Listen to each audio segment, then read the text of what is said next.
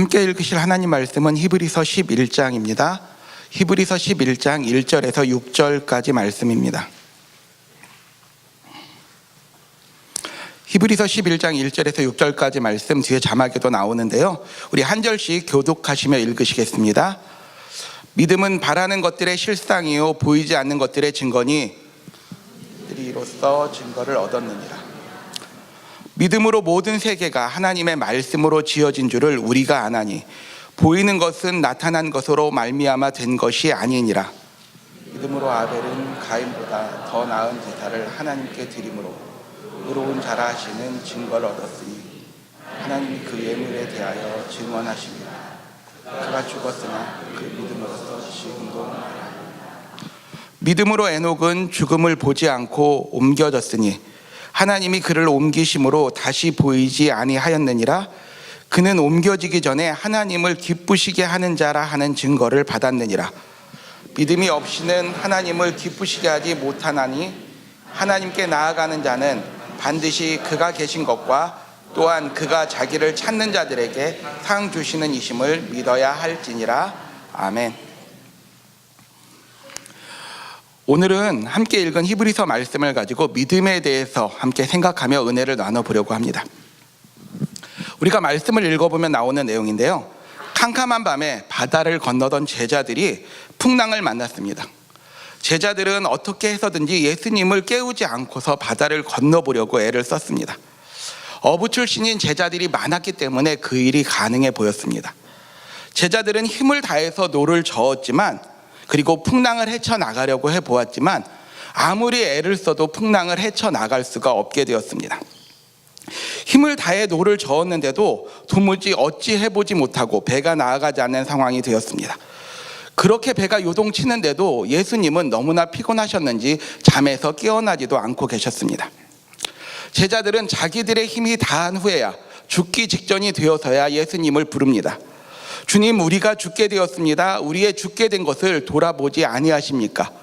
제자들이 이렇게 주님을 향하여 외쳤을 때 주님은 눈을 뜨셨고, 그리고 바다를 향하여, 바람을 향하여 잠잠하라고 명령하셨습니다.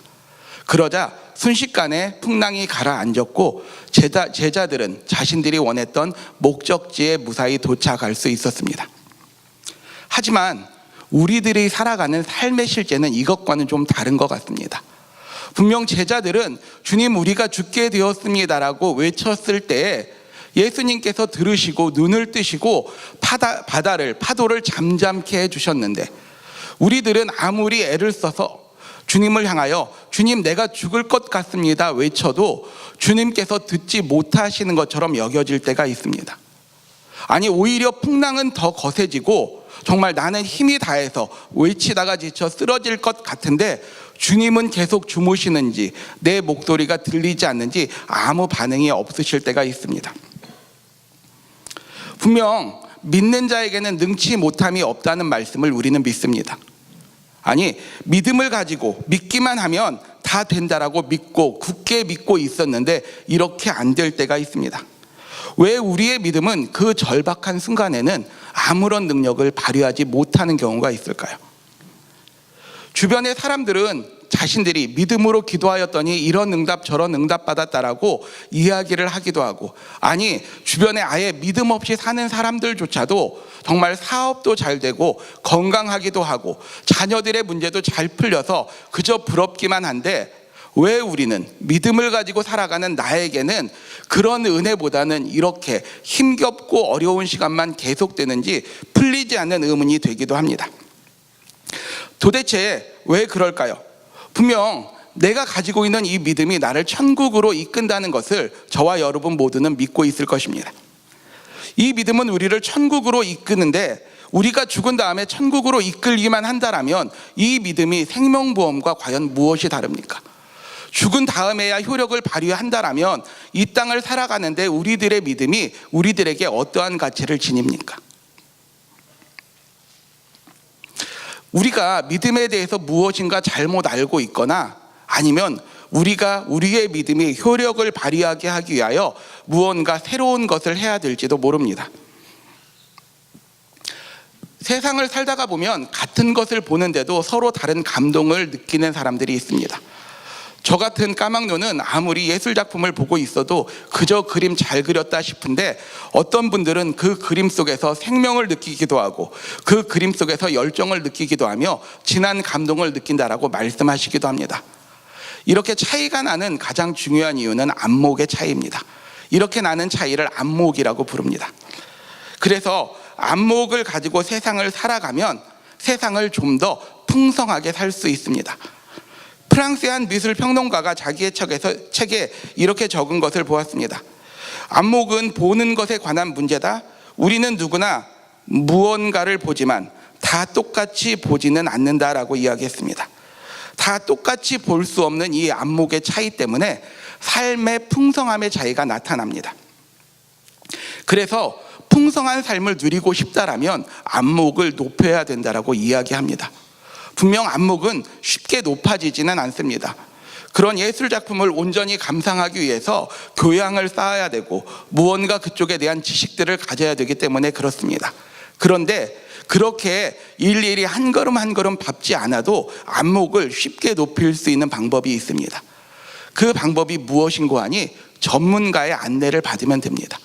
나는 그림을 볼 줄 모르지만 그림을 제대로 보는 사람이 그 그림에 대해서 설명해 주는 이야기를 들으면 그림에 대한 안목이 조금 올라간 것처럼 느껴집니다.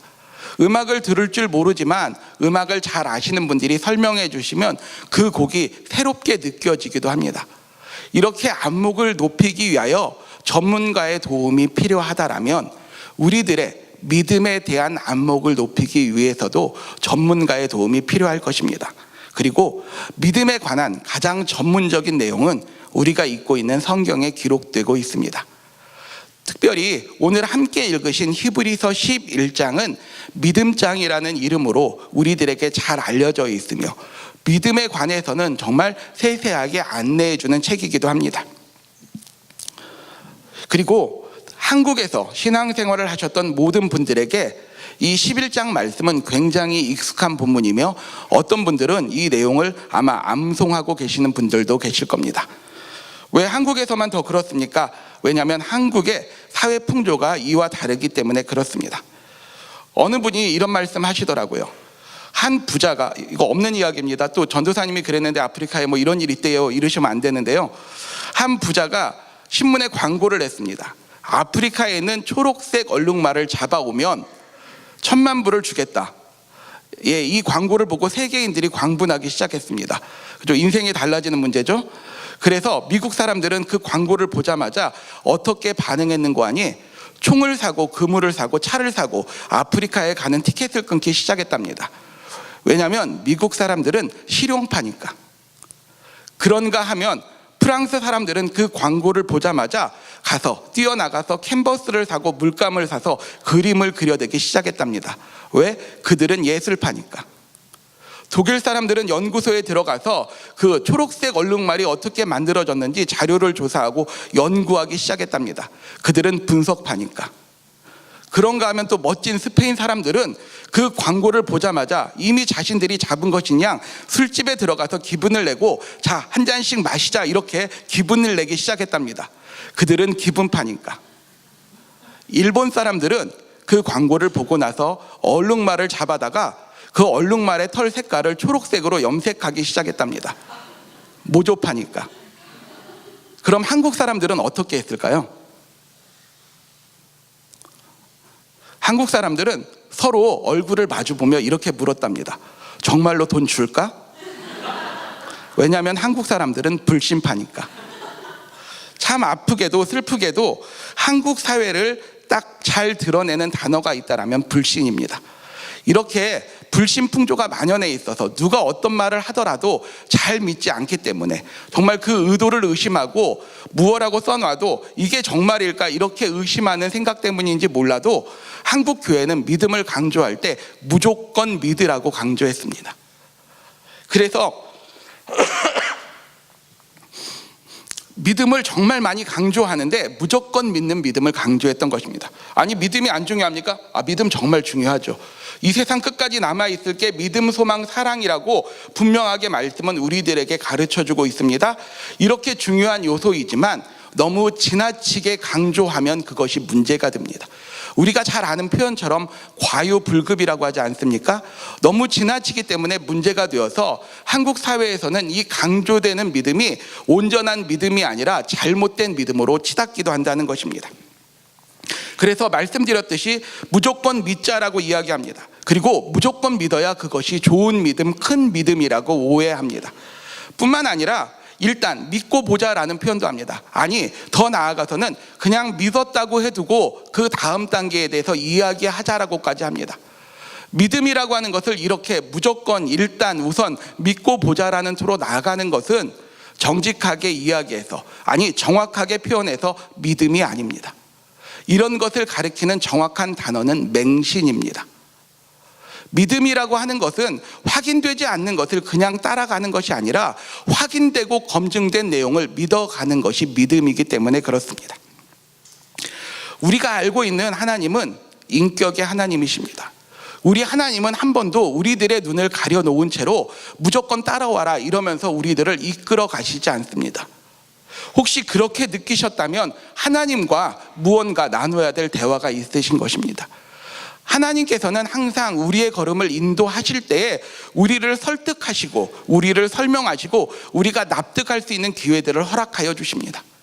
그렇게 한 걸음 한 걸음 인도하여 가시는 인격의 하나님이시기 때문에 그 하나님을 믿는 믿음 또한 이렇게 알아가는 과정이 필요한 것입니다. 확인해 가는 과정이 필요합니다. 사도행전을 읽어가다 보면 사도행전 17장에서 사도 바울이 베레아에 이르렀을 때의 말씀이 이렇게 나옵니다. 베레아에 있는 사람들은 데살로니가에 있는 사람들보다 더 너그러워서 간절한 마음으로 말씀을 받고 이것이 그러한가 하여 날마다 말씀을 상고함으로, 이것이 그러한가 하여 조금 두루뭉실하게 해석되어 있는데요, NIV 성경은 이 부분을 아주 직설적으로 표현을 했습니다. 이렇게 나옵니다. 바울이 말한 것이 진실인가 알아보기 위하여 그래서 날마다 성경을 상고하였다라고 기록하고 있습니다. 사도 바울이 전한 말씀이지만, 위대한 사도지만 그 말씀이 진실인지 확인하는 것, 그런 베레아 사람들을 성경은 불신앙의 사람들이라고 표현하지 않고 여기에서는 더 너그러운 마음, 간절한 마음, 그리고 이전 성경에서는 신사적이어서라고 표현하고 있습니다. 하나님은 이런 믿음을 믿음 없다라고 말씀하지 않으시고 분명하게 인정해주고 계시는 것입니다. 믿음은 일단 믿고 보는 것이 아닙니다. 한 번 믿고 우선 믿는다고 해두는 것이 아니라 거듭 확인하고 확인해서 확신할 수 있게 되는 것, 그것을 믿음이라고 일컫습니다. 사도 바울은 그의 영적인 아들 디모데에게 이렇게 권면합니다. 너는 배우고 확신한 일에 거하라. 그저 배운 일에 거하는 게 아니라 그가 확인해보고 확인해 보아서 확신할 수 있는 그 자리에, 그 일 가운데 거하는 것, 그것이 믿음이라고 권면했던 것입니다.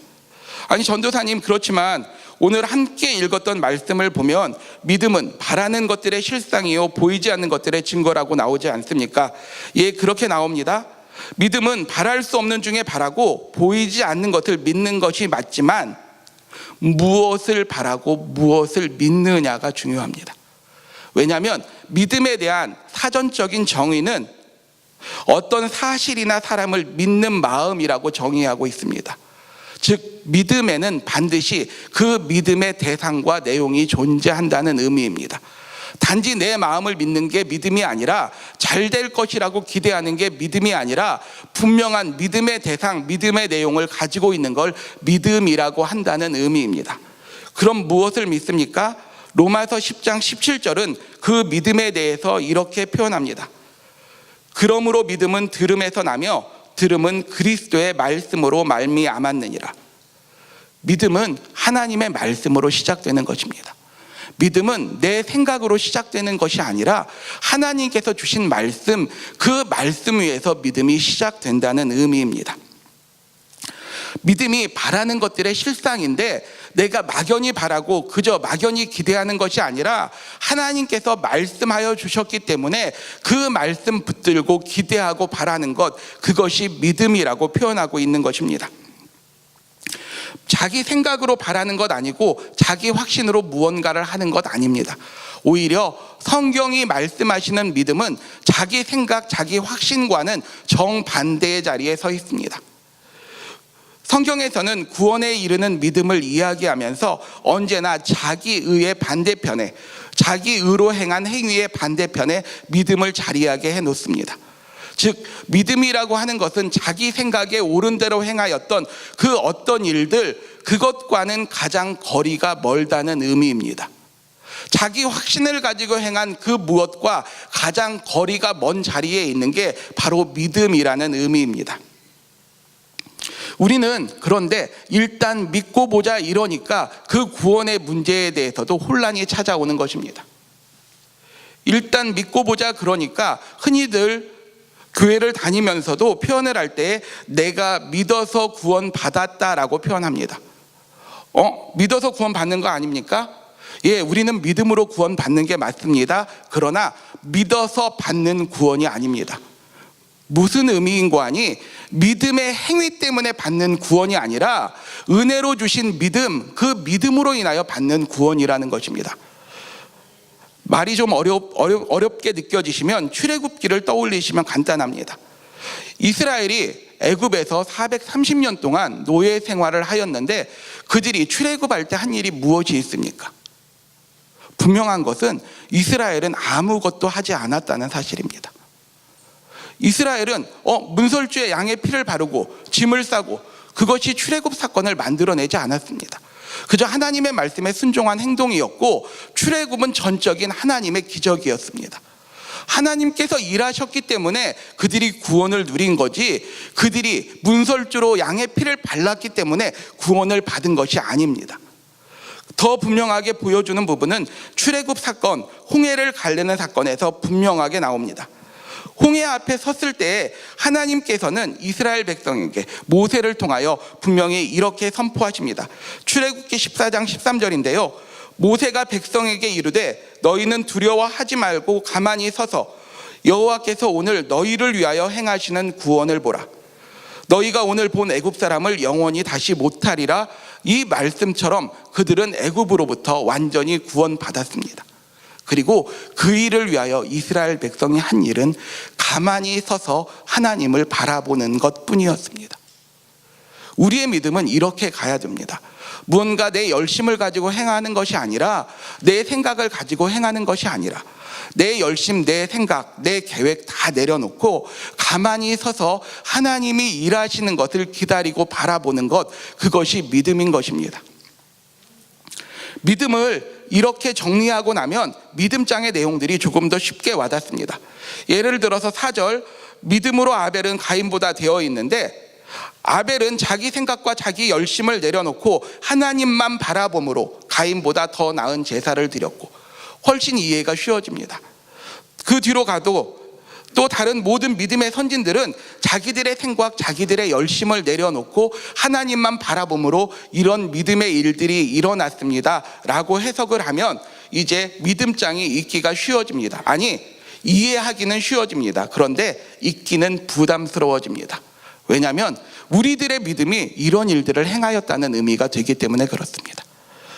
부담스럽지 않다고요? 그럼 조금 더 내려가시면 33절에 가면 이런 말씀 나오죠. 함께 보여주실래요? 한번 함께 읽어보죠. 시작.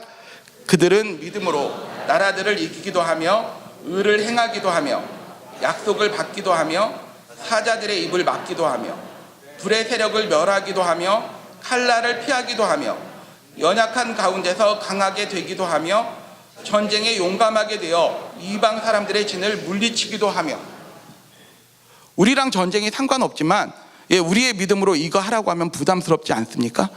무슨 서커스단에 가서 사자들의 입을 막아라 이러면 그냥 구경은 할 법한데, 내 앞에 있는 사자를 바라보며 믿음으로 그 입이 막히기를 기도하자. 기도는 해야 되겠지만 부담스럽긴 합니다.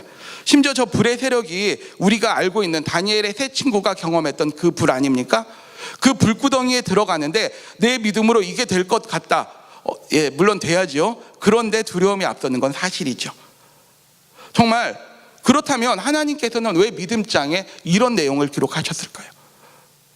분명 믿음의 안내서라고 처음에 말씀드렸는데 이 안내서에 왜 이렇게 부담이 팍팍 가는 내용을 적어 놓으셨을까요? 이렇게 부담을 좀 줘야 우리가 더 열심히 믿음 생활에 정진하니까?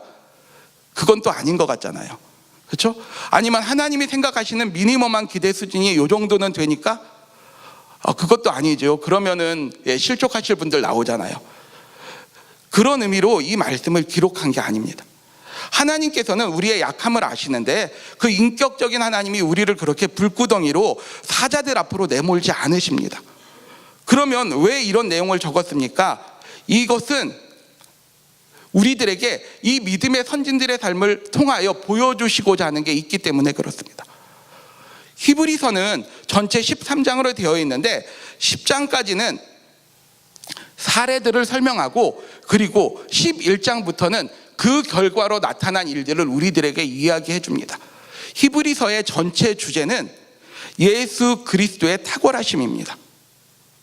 구약에 나오는 그 어떤 존재보다, 그 어떤 사람보다, 그 어떤 사역보다 더 탁월하시게 역사하셨던 그리스도의 구속 사역을 보여주고 있는 것입니다.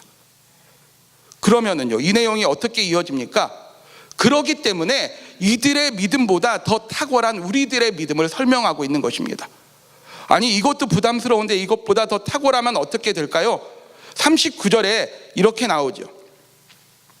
이 사람들은 다 믿음으로 말미암아 증거를 받았으나 약속된 것을 받지 못하였으니 이는 하나님이 우리를 위하여 더 좋은 것을 예비하셨은즉 우리가 아니면 그들로 온전함을 이루지 못하게 하려 하심이라.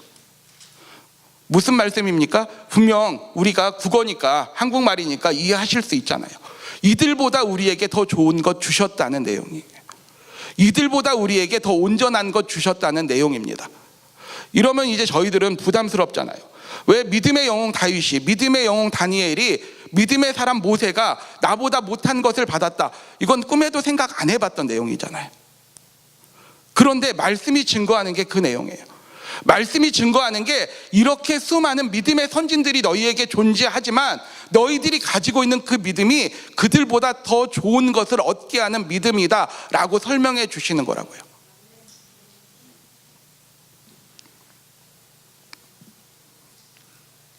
믿음의 선진들은 정말 훌륭합니다. 우리는 그들의 믿음을 배워야 돼요. 우리가 배워야 되는 것은 그들의 신실함, 충성됨이지 그들이 누렸던 믿음의 수준이 아니라는 의미입니다. 혹시 삼성과 소니 중에 어느 회사가 잘 나가는지 알고 계십니까? 삼성이 잘 나가잖아요. 그런데 우리들은 이미 다 알고 있어요. 예전에 삼성이 얼마나 찌질했는지. 그런데 제가 뉴스에서 설교를 하면서요, 이 이야기를 합니다. 얘들아, 내가 네 나이 때는 삼성이 소니 따라가는 게 꿈이었어. 우리 애들이 믿지 않아요. 삼성이 소니를 못 따라간다고 믿지 않는 게 아니라 삼성의 상대는 애플 정도면 모르지만 무슨 소니 따위가 삼성의 상대냐라고 생각해요. 왜? 그들의 눈에는 삼성과 소니는 벌어져 있어 보이거든요.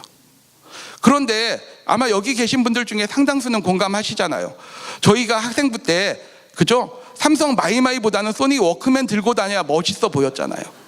그거는 영원한 부러움의 상징이었는데 우리 아이들에게는 어디 감히 소니 따위가가 되었지 이제 삼성과 소니를 비교하는 거를 생각을 안 해요. 마찬가지예요. 저희들도 우리들이 그 믿음의 수준을 누리니까 당연히 그랬을 거라고 믿고 있어요. 그래서 구약을 읽으면서도 저들의 믿음이 부럽기만 한 거예요. 물론 충성됨은 부러워해야 되지만 그들이 누렸던 은혜의 수준은 우리와 달랐어요. 우리가 알고 있는 믿음의 사람 다윗이 평생 소원했던 게 뭔지 아십니까? 주의 전에서 사는 거예요. 제가 말씀을 안 드렸는데 시편을 읽다가 보면 이런 내용이 나와요. 내가 여호와께 청하였던 한 가지 일 곧 그것을 구하리니 곧 나로 내 생전에 여호와의 집에 거하여 여호와의 아름다움을 앙망하며 그 전에서 사모하게 하실 것이라. 다윗이 아름다운 꿈이잖아요. 그런데 우리는요, 고린도서에서 분명하게 우리를 향해 선언하고 계세요. 너희들의 몸은 살아계신 하나님의 성전이다예요. 하나님 전에 하룻밤 빌붙어서 잠을 자보겠습니다라는 다윗의 꿈이 아니라 하나님이 영원토록 우리와 함께 하시겠다가 우리들의 수준이라고요. 구약에 있는 그 어떤 사람들도 휘장 넘어 지성소에 들어간 사람이 없어요. 그저 1년에 한 번 대제사장들이 그 지성소에 들어갔는데 대제사장들조차도 두려워서 방울 달고 허리에 밧줄 묶고 들어갔어요. 방울 소리 안 나면 하나님께 범죄해서 죽었다 생각하고 밧줄 당겨 끌어내려고. 왜 대제사장 외에는 못 들어가니까. 그런데 우리들은요, 우리들은 매일 매순간 하나님 대면할 수 있어요. 우리가 원하기만 하면 그 하나님 앞에서 우리의 마음 쏟아내며 내 상황, 내 처지 다 아뢰고, 그리고 나면 주님께서 위로해 주시는 그 위로하심 경험할 수 있다고요. 구약에 누가 이런 은혜를 경험했는데요? 선지자들이, 구약 성경의 절반을 차지하는 선지서를 기록한 선지자들이 가장 크게 꾸었던 꿈이 무엇입니까? 하나님께서 세워주실 새 언약이었어요. 내가 너희에게 새 언약을 세우리니, 이 언약 붙들고 이사야가, 예레미야가, 수많은 선지자들이 그렇게 그날을 갈망했다고요. 왜 저희들 찬송하잖아요. 특히 신년주일에 찬송하는 시온의 영광이 빛나는 아침, 뭐라고 합니까? 오래전 선지자 꿈꾸던 복을 만민이 다 같이 누리겠네. 예수 그리스도 통하여 저희가 지금 누리는 거라고요. 다윗이 훌륭한 믿음 가졌고 다니엘이 훌륭한 믿음 가졌지만 우리들이 그들을 존경해야 되는 것은 그들의 신실함, 충성됨이지 그들이 누렸던 수준 아니라고요. 좀 더 나가면은 다윗이, 다니엘이 우리를 부러워하는 거예요. 우리가 가지고 있는 믿음이 아무 효력 없는 것 같아 보이는데 그 믿음을 믿음의 선진들이 수없이 부러워하고 있다고요. 하나님께서 이렇게 우리들을 복되게 하셨다라고 히브리서 기자는 설명한 다음에 히브리서 12장 1절에서 이렇게 표현합니다. 이러므로 우리에게 구름같이 둘러싼 허다한 증인들이 있으니 모든 무거운 것과 얽매이기 쉬운 죄를 벗어버리고 인내로써 우리 앞에 당한 경주를 하며 믿음의 주요 또 온전케 하시는 이인 예수를 바라보자. 이 말씀에 나온 허다한 증인이 누구입니까? 믿음의 선진들이에요. 우리가 다윗을 바라보고 다니엘을 바라보고 엘리야를 바라보면서 와, 대단한 믿음이라고 감탄하는 수준이 아니라 우리가 그렇게 꿈에 그리는 다니엘이, 다윗이, 모세가 우리를 바라보며 당신들이 누리는 그 믿음의 수준, 그 은혜의 수준, 내가 꿈에도 그리던 바로 그것입니다 라고 바라보고 있는 것이라고요. 그래서 이 허다한 증인들이 우리들의 믿음의 경주를 바라보며 기뻐하기도 하고 안타까워하기도 하는 거예요. 나는 정말 저 자리에 서고 싶었는데 당신들은 그 은혜 누리면서 좀 더 큰 은혜 누리기를 기대합니다로 바라보며 잘 될 때는 기뻐하고 우리가 쓰러질 때는 안타까워하며 우리들 지켜보는 것이라고요. 이게 히브리서가 우리들에게 들려주는 내용이에요. 당신들의 믿음이 그냥 웬만한 믿음 아니라 이렇게 믿음의 선진들, 나라를 이기기도 하고 세상을 바꾸기도 했던 그 수많은 믿음의 선진들조차 가지고 싶었던 그 믿음이 당신들의 믿음입니다라고 우리들에게 역설하고 있는 거라고. 이 시간 저와 여러분에게 믿음의 눈이 열려져서 내가 가진 믿음의 가치를 분명하게 깨닫게 되기를 간절히 소원합니다. 아니, 그래도 그 믿음이 있어도 나에게 고난이 있고 아픔이 있잖아요. 구약의 사람들이 겪었던 그건 나도 동일하게 겪고 있잖아요. 절대 동일한 것 아니죠. 구약의 사람들이 고난을 당하고 아픔을 당한 것은 그들의 죄로 인한 형벌이었어요. 우리는 하나님께서 우리를 연단하시는 과정이라고요. 그들은 잘못해서 맞은 거고 우리는 더 나은 단계로 올라가기 위해서 훈련받고 있는 거라고요. 그렇기 때문에 그 믿음의 증인들이 우리를 바라보며 그 훈련 과정 잘 마치고 보다 더 나은 삶 살아가는 그 모습 기대하며 지금도 지켜보고 있다고요. 이게 히브리서가 우리들에게 주고 계시는 메시지예요. 잠깐의 어려움이 와도 이 믿음의 수준 허락하신 그 예수님 바라보며 견뎌내자. 이게 믿음의 주요 온전케 하시는 예수를 바라보자는 의미예요. 그냥 예수님 바라보면 무언가 좋은 일 생깁니다가 아니라 그 믿음의 수준을 깨닫고 나니까 그 예수님이 주신 믿음의 가치가 더 크게 느껴져서 그 주님 바라보자는 의미라고요. 아니, 그래도 그 고난을 어떻게 하라고요? 그 고난 속에서 하나님이 하시기 원하시는 거는요, 11절에 나오는데, 무릇 징계가 당시에는 즐거워 보이지 않고 슬퍼 보이나 후에 그로 말미암아 연단 받은 자들은 의와 평강의 열매를 맺는다라고 말씀은 기록하고 있어요. 그런데 함께 기록된 말씀 로마서 14장을 보면은요, 하나님의 나라는 먹는 것 마시는 것이 아니요 오직 성령 안에 있는 의와 평강과 희락이라고 말씀하세요. 무슨 말씀이냐고요? 우리가 고난받고 연단받아서 의와 평강의 열매를 맺게 되는데 그 열매가 천국의 열매라는 거예요. 천국의 삶이 나타나는 모양이라는 거예요. 천국 우리는 죽어서 가는 것 아니요. 구약의 믿음의 선진들은 천국을 죽어서 가는 곳으로 바라보았어요. 오늘을 살아가는 우리들은요, 믿음을 사용하면 이 땅에서 천국을 맛볼 수 있다는 의미예요. 구약의 선진들은 그저 죽어서 그곳에 가게 될 걸 사모하고 살았다라면, 오늘을 살아가는 우리들은 아픔이 찾아오고 고난이 찾아올 때 그것 이겨내므로 지금 내가 살아가는 삶의 자리가 천국 되는 은혜를 누리게 한다는 거예요. 믿음은 고난을 없애주는 능력이 아니라 고난을 넘어서는 능력을 우리에게 허락해줘요. 믿음을 가지고 고난을 넘어서면, 고난을 이겨내면 그 삶의 자리에 천국이 꼽히게 된다고요. 믿음은 이 땅을 살고 있는 우리들에게 천국을 살게 하는 능력입니다. 믿음은 이 땅을 살아가는 우리들을 하나님의 자녀답게 살게 하는 능력입니다. 하나님께서는 그 귀한 믿음을 우리에게 허락해 주신 거예요. 이 믿음 가지고 그저 남들의 잘됨을 부러워하는 데 쓰라고 주신 것이 아니라, 남들이 잘 되니까 나도 잘 되게 해주세요, 그런 때 쓰라고 주신 게 아니라, 그 믿음 가지고 힘겹지만 어렵지만 너희들이 있는 삶의 그 자리에서 그 믿음의 수준을 이해하고 믿음의 가치를 알아보는 안목을 가지고 그 자리에서 천국을 꽃피우라고 이 믿음 허락하여 주셨다고요. 그런데 우리가 이 믿음 아무것도 아닌 것으로 여긴다라면, 우리 주변에 있는 허다한 증인들이 그 모습 보면서 안타까워할 것이고, 우리의 믿음의 주 되신 예수 그리스도께서 정말 슬퍼하실 내용인 거예요. 오늘 이 시간 이 자리에 나왔지만 마음 무거운 어려움이, 아픔이 우리를 누를 수 있어요. 하지만 구약의 믿음의 선진들은 그런 일들 있으면 내가 주께 무슨 죄를 지었나 돌이켜 보아야 되었다라면, 오늘을 살아가는 우리들에게는 이것을 통하여 주께서 나에게 또 어떤 천국의 기쁨을 채우실까 기대하면서 바라볼 수 있다는 게 믿음의 가장 큰 차이예요. 하나님은 그 일을 위해서 기꺼이 우리들 곁에 고난을 남겨두셨어요. 우리들 곁에 아픔을 남겨두신 이유는 다른 것이 아니라 그 믿음으로 아픔을, 고난을 넘어설 때만 누릴 수 있는 천국이 우리에게 주어졌기 때문에 그래요. 12장 28절에서 분명히 이렇게 선언해요.